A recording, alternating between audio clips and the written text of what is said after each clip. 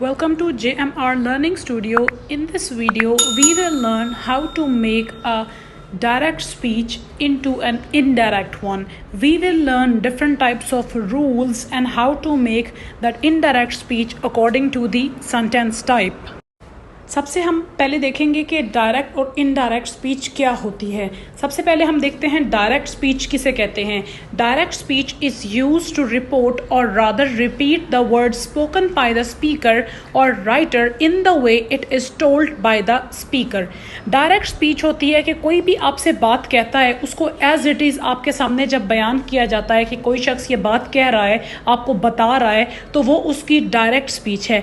For example, said सारा या सारा सेड आई लव आइसक्रीम, या इसको उल्टा भी कर सकते हैं, आई लव आइसक्रीम सेड सारा, कि सारा कह रही है मुझे आइसक्रीम पसंद है। अब ये अल्फाज सारा के हैं, सारा अदा कर रही है, वो आपको अपने बारे में बता रही है, तो ये है हमारी डायरेक्ट स्पीच।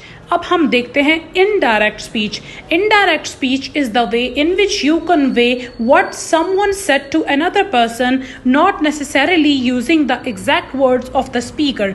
अब क्या होता है इनडायरेक्ट स्पीच के अंदर कि आप खुद से जो आपके अल्फाज हैं, आप उन्हें खुद कन्वे नहीं कर रहे होते, बल्कि कोई दूसरा शख्स आपके अल्फाज को कन्वे कर रहा होता है, आपके मैसेज को कन्वे कर रहा होता है।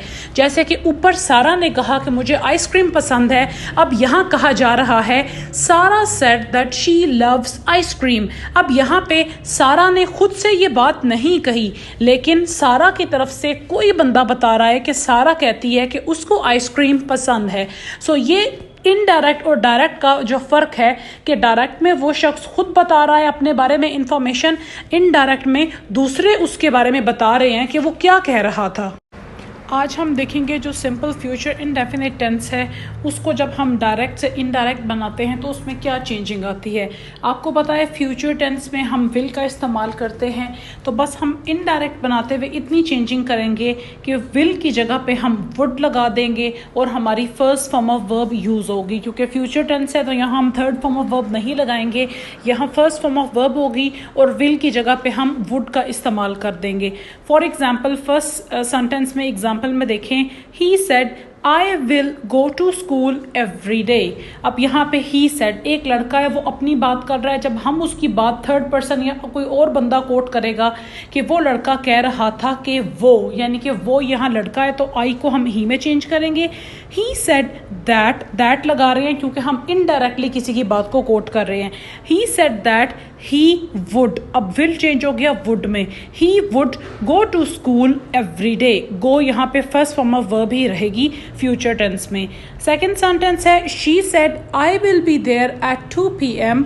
शी सेड दैट आई, अब वो आई ऊपर अपनी बात कर रही थी लेकिन वो एक लड़की थी, जब हम उसकी बात कर रहे हैं तो उसकी जगह हम शी लगाएंगे। She said that, she will को करेंगे would, she would be there at 2 PM। तो फॉर्म ऑफ वर्ब फर्स्ट रहेगी, विल की जगह पे सिर्फ वुड का इस्तेमाल होगा। अगर शेल का इस्तेमाल है तो वहाँ आप शुड का इस्तेमाल कर देंगे। ठीक है, ये सिंपल सा टेंस है और बाकी भी जो तमाम हमने डायरेक्ट इनडायरेक्ट के रूल्स किए हैं, आप चैनल पे जाके वो तमाम वीडियोस देख सकते हैं। लेकिन उसके लिए सबसे ज़रूरी टिप है कि आपकी टेंसेस पे ग्रिप होनी चाहिए। अगर अभी तक आपने हमारी टेंसेस की वीडियोज़ नहीं देखी तो आप उनको भी एक दफ़ा गो थ्रू करें, इससे आपको सेंटेंस को समझने में आसानी होगी। और ये जो रूल मैंने आपको बताया कि सेंटेंस में हम ग्रामर के हिसाब से चेंजिंग करते हैं, ये मैं बार बार हर वीडियो में बताती हूँ। ये कब करते हैं, जब आपकी रिपोर्टिंग स्पीच बाहर वाला जो हिस्सा होता है, ठीक है, reporting speech he said, I said, they said, you said, ये सेड यानी कि पास्ट टेंस में हो, तब हम अंदर वाले मेन इंफॉर्मेशन रिपोर्टेड स्पीच की टेंस को देख के हम चेंजिंग कर देते हैं।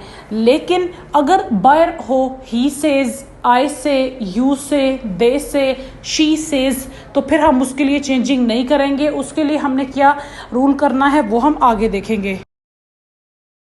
जो हमारा सेकंड रूल है उसके मुताबिक हमने यहाँ एक गौर से एक चीज़ में ध्यान देना है कि पहले जब हम लोग सेंटेंस कर रहे थे तो उसके अंदर जो हमारी जो स्पीच थी, जो स्पीच का हमारा पहला पार्ट था, उसमें हम कह रहे थे ही सेड, शी सेड। ठीक है, अब नेक्स्ट जो हमारा रूल है इंपॉर्टेंट याद रखने के लिए, ठीक है, बहुत आसान सा रूल है, आप इसे भूलेंगे नहीं।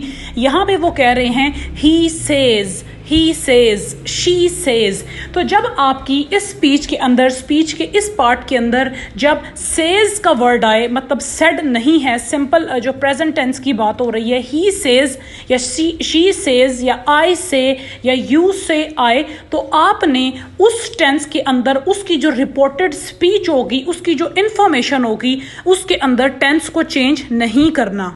फॉर एग्जाम्पल हमारा पहला सेंटेंस है ही सेज। अब यहाँ पे सेड नहीं है, अगर यहाँ पे सेड होता तो हमारी जो इंफॉर्मेशन अंदर दी गई है I go to school every day, हम उसको अकॉर्डिंग टू टेंस चेंज करते, लेकिन यहाँ पे है ही सेज। सेज की वजह से जब प्रेजेंट टेंस में ये बात हो रही है तो हम क्या करेंगे, अंदर वाली इंफॉर्मेशन के टेंस को चेंज नहीं करेंगे, हम इसे सिंपली बदल देंगे। He says I go to school every day, तो वो लड़का कहता है मैं हर रोज स्कूल जाता हूं। जब हम उसको बदलेंगे तो हम कह देंगे वो लड़का कहता है कि वो हर रोज स्कूल जाता है। इसको हम ऐसे चेंज कर देंगे, ही सेज दैट। दैट क्यों लगाते हैं, क्योंकि हम इनडायरेक्ट किसी की बात को बयान कर रहे हैं। ही सेज दैट ही, क्योंकि एक लड़के की बात थी, ही सेज दैट ही। ऊपर वाले टेंस के अंदर हमारा सिंपल प्रेजेंट टेंस था तो हम वही रखेंगे, ही शी इट के साथ आपको पता है SES का इजाफा होता है, तो he says that he goes to school every day. Second sentence है she says I cook food in the evening. अब यहाँ पे शी सेज है, ठीक है, रिपोर्टिंग स्पीच में सेड नहीं है तो अंदर का टेंस चेंज नहीं होगा। शी सेज दैट आई ऊपर वो अपनी बात खुद कर रही थी लेकिन वो एक लड़की थी तो हमने नीचे उसको शी करना है। She says that she cook की जब लड़की ही शी इट के लिए लगेगा तो SES होता है, तो she कुक्स food in the evening. If you like the video, please subscribe to our channel and press the bell icon for future videos. Thank you.